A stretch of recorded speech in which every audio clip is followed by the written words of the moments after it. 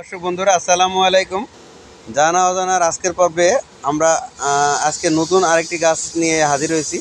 তো আপনারা এই গাছটি হয়তো বা সকলেই চেনেন। এর গাছের পাতা দেখলে আপনারা হয়তো বুঝতে পারবেন। হ্যাঁ বন্ধুরা, আপনারা ঠিকই ধরছেন, এটা হচ্ছে চালতা গাছ। তো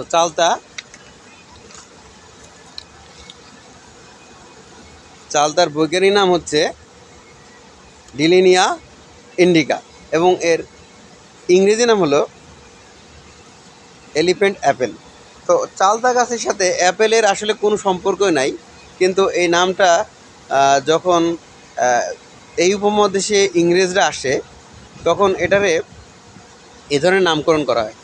আসলে হাতির এই ফলটা অত্যন্ত প্রিয়, তাই এরকম নামকরণ হয়েছে বলে আশা করা যায়। তো আসলে এই একটা একটা পর্ণমোচী উদ্ভিদ এবং এই চালতা সাধারণত বর্ষাকাল থেকে শীতকাল পর্যন্ত পাওয়া যায়, তবে বর্ষাকালে এর ফুল আসে।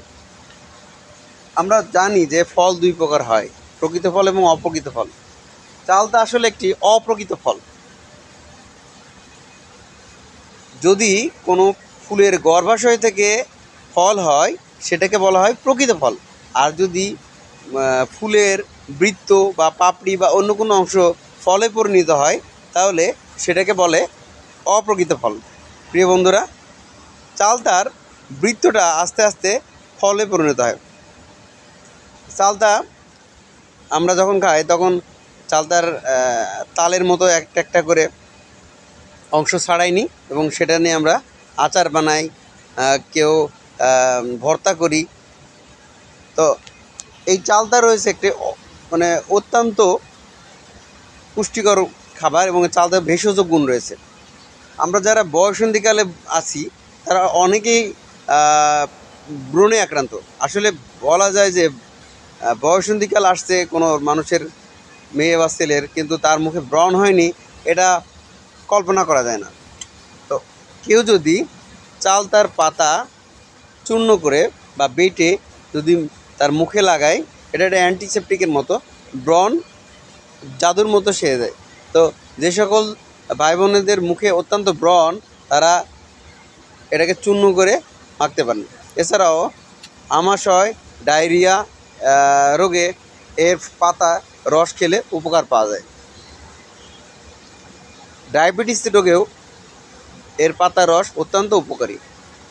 চালতার পাতায় এবং এর ফলে রয়েছে প্রচুর অ্যান্টিঅক্সিডেন্ট। সো এটি আমাদের রোগ প্রতিরোধ ক্ষমতা বৃদ্ধি করে।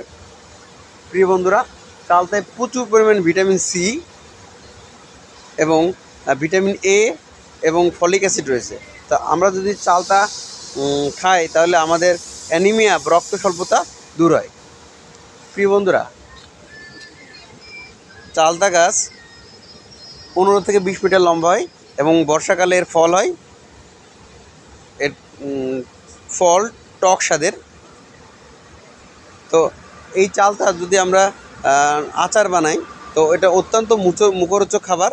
তো আমরা চালতা গাছ বেশি বেশি রোপণ করব এবং আমাদের খাদ্য ঘাটতি পূরণ করব এবং নিরাপদ খাবার খাবো এবং আমাদের শরীর সুস্থ রাখবো। আপনারা জানেন যে ভেজাল খাবার ক্যান্সার সৃষ্টির জন্য দায়ী।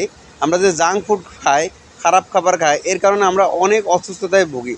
তো আমরা যদি এরকম ন্যাচারাল খাবার খাই, এরকম প্রাকৃতিক খাবার খাই, তাহলে আমরা অসুস্থতার হার কমে যায় এবং আমাদের মানব সম্প্রদায় উন্নত থাকে।